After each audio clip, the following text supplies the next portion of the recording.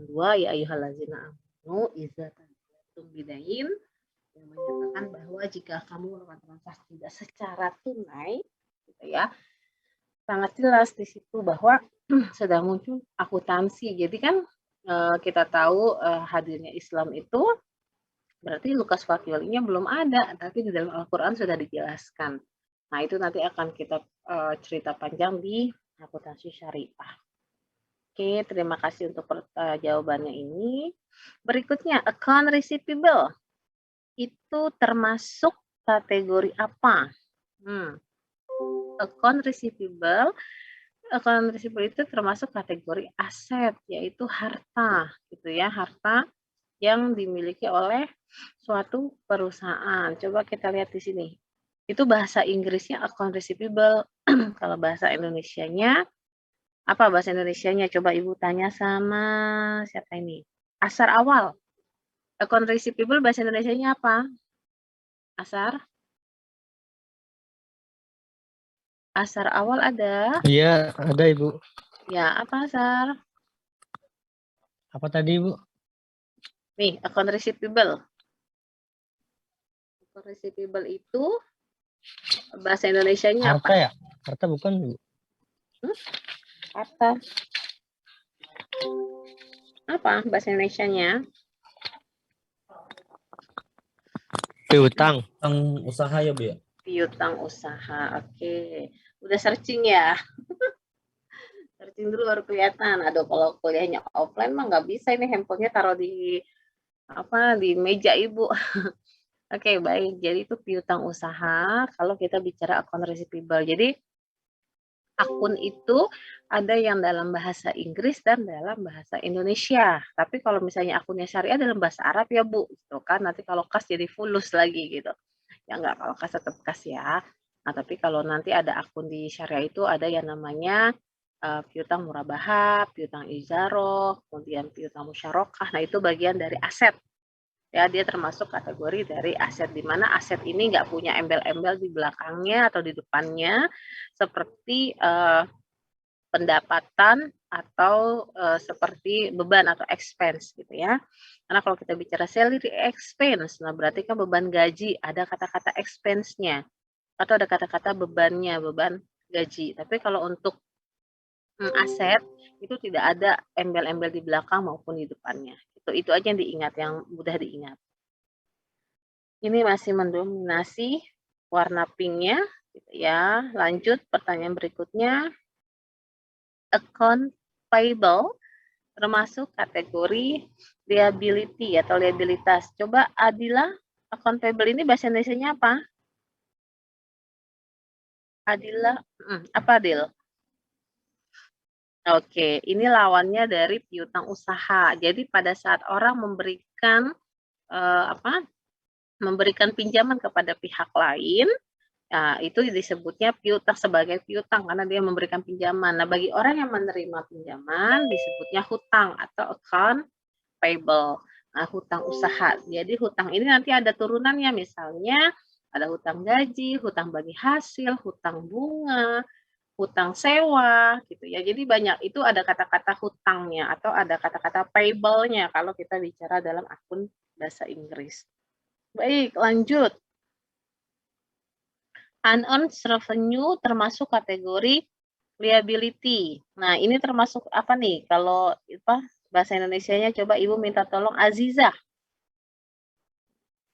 Apa unearned revenue ini Aziza? Kurang tahu, Bu. Nah, ini kok benar jawabannya? Itu nebak tadi, Bu. Waduh, nebak repot nih kalau nebak nanti. Ini waduh mendominasi warnanya merah semua. Oke, Lady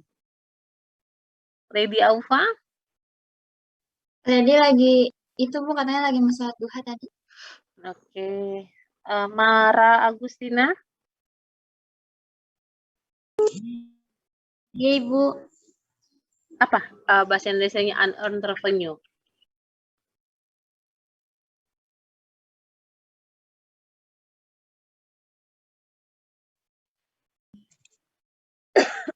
Apa?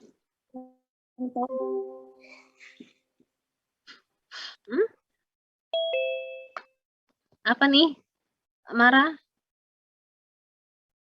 Alamsyah? Alamsyah apa Alamsyah? Unearned revenue, Alamsyah? Alamsyah ada? Ada, Bu. Ya, apa Alamsyah? Nggak tahu, Bu. Tadi feeling good, Bu. Waduh, repot juga dong kalau feeling good kayak gini. Nanti berarti hasilnya nggak ini nanti. Oke, Rifki. Ya, Bu. Apa itu unearned revenue? Pendapatan, Bu. Pendapatan apa? Pendapatan diterima, Bu. Diterima apa? Pendapatan diterima, Bu. Pendapatan diterima apa? Pendapatan kan pasti diterima, kalau beban dibayar. Oh iya, Bu. Terus apa ya? Di muka, Bu. Pendapatan pendapatan diterima doang, di Bu. muka. Oke, Oh, iya, baik. Bu. Terima kasih Hanif. Pendapatan diterima di muka. Jadi ini sama juga seperti hutang gitu loh. Kalau kita bicara hutang, pendapat terima di muka itu kayak misalnya teman-teman bayar kos untuk 1 tahun ke depan. Nah, bagi teman-teman itu sebagai piutang, yaitu kos dibayar di muka gitu ya. Kos dibayar di muka, tapi kalau bagi yang terima kosnya itu dianggap hutang. Karena apa? Dia sudah terima uang tapi dia belum memberikan jasa kosnya. Itu disebut pendapatan diterima di muka. Maka masuk ke dalam kategori liability. Ya. Ini akunnya. Kemudian yang selanjutnya private insurance. Private insurance, Ibu minta tolong sama Umi. Private insurance apa Umi? Umi ada Umi? Umi Haniatul ada? Iya, Halo. Bu, ada. Ya, apa private insurance? Tadi prepaid insurance biaya yang dibayar di muka bukan, Bu? Asuransi dibayar di muka. Ini karena ada kata-kata insurance-nya, berarti asuransi dibayar di muka. Dia masuk ke dalam kategori aset atau harta. Kenapa? Karena dia merupakan bagian yang sudah kita bayarkan, sama seperti tadi unearned gitu ya. Unearned itu kan dari sisi pendapatannya gitu ya, dari sisi pendapatan, di sisi Bu. ini di sisi asetnya. Oke, terima kasih. Lanjut ke ini yang berikutnya, rental expense itu termasuk apa? Oh iya, rental expense itu termasuk kategori expense. Kenapa? Karena sudah ada kata-kata expense-nya, ya kan? Maka disebut beban sewa. Lanjut, di sini ada supplies. Supplies itu termasuk kategori aset. Coba Ibu minta tolong sama Syafira. Supplies itu apa ya kalau akun bahasa Indonesianya? Syafira. Iya, Bu. Apa tuh? Supplies itu apa?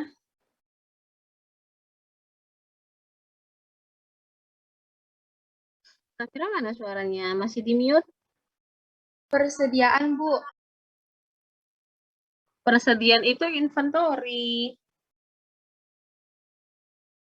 Kalau supplies apa?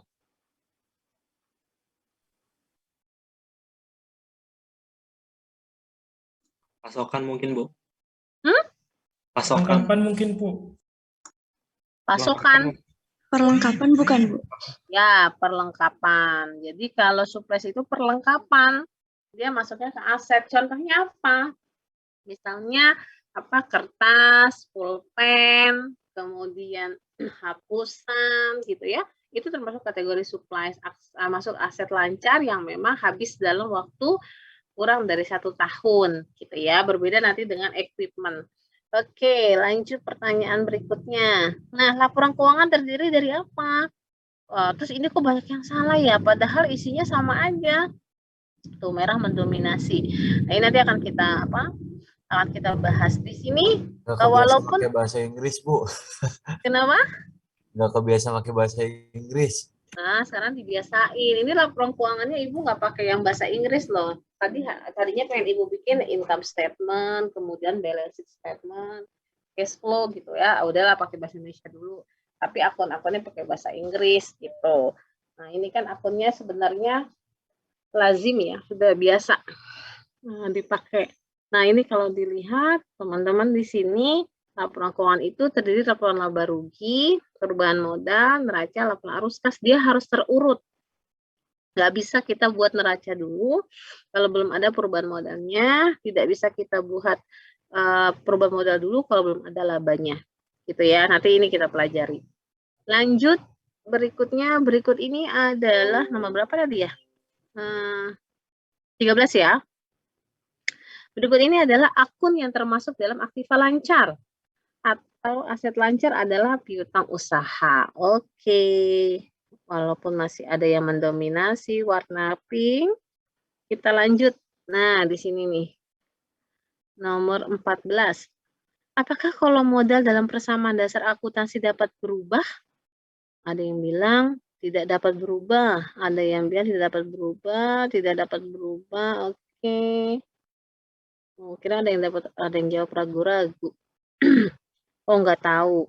Polos banget ya, nggak tahu. Tidak dapat berubah. Oke. Jadi persamaan kolom modal dalam persamaan dasar akuntansi itu dapat berubah. Nanti akan kita tes. Gitu ya. Berubahnya karena apa? Berubahnya bisa jadi karena adanya penambahan gitu ya dalam bentuk pendapatan, itu akan menambah si modal. Dan akan berkurang itu karena ada yang kita keluarkan sebagai beban. Nah, itu makanya dikatakan bahwa kolom modal dalam persamaan dasar akuntansi itu dapat berubah.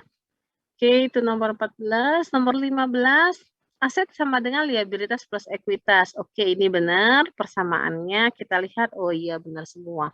Wah, ada yang salah nih. Oh, Des nih. Saya Ibrahim. Oke, mayoritas sudah benar. Nomor 16, kita lihat. Nah, nomor 16 ini pertanyaannya, account receivable sama dengan hutang usaha. Ya, bukan dong. Tadi kan udah disebutkan, account receivable itu apa? Piutang usaha. Jadi kalau dibilang hutang usaha ya salah. Kemudian account payable hutang usaha, iya benar. Tadi sudah kita bahas di pertanyaan sebelumnya. Prepaid insurance, asuransi dibayar di muka. Oke, benar. Salary expense itu hutang gaji, bukan dong. Itu adalah apa salary expense? Coba Ibu minta tolong sama Salsabila. Salsabila ada?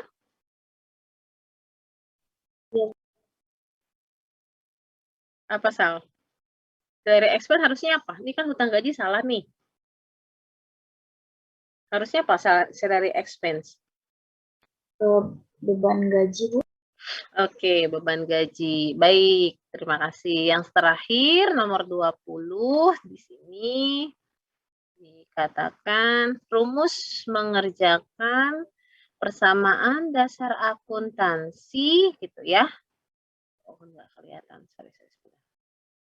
Nah, persamaan dasar akuntansi adalah aset sama dengan liabilitas plus ekuitas tambah revenue dikurangi dengan expense. Ini ya tadi Ibu bilang ada perubahannya. Jadi untuk kita tuh sekarang ini Ibu belum menjelaskan tentang debit, kredit, jurnalnya belum, tapi Ibu lebih fokus ke dalam persamaan dasar akuntansinya.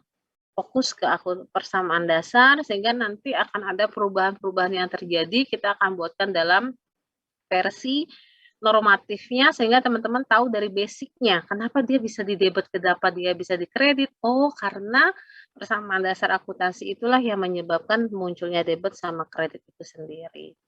Oke, itu sedikit yang bisa Ibu sampaikan tentang kuis tadi. Silakan kameranya dinyalakan.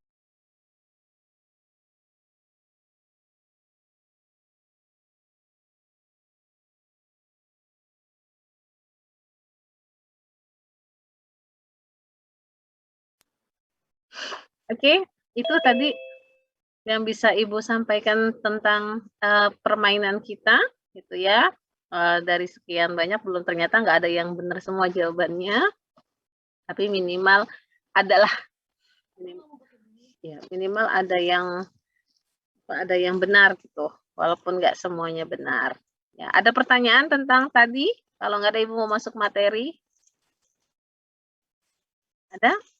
Kalau nggak ada Ibu masuk materi ya. Ini udah jam-jamnya nggak enak nih, karena tadi pagi udah kuliah. Semangatnya yang kuliah pagi tadi yang jam 7. Oke, kita lihat materinya. Sebentar ya, ini bisa nggak nih? Kita dulu PPT-nya. Oke.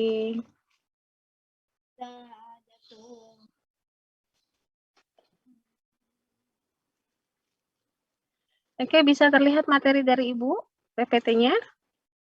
Bisa, Bu. Oke, baik. Bismillahirrahmanirrahim. Kita akan mulai materi kita hari ini. Di sini Iman Warzuqni Rahman. Ini kenapa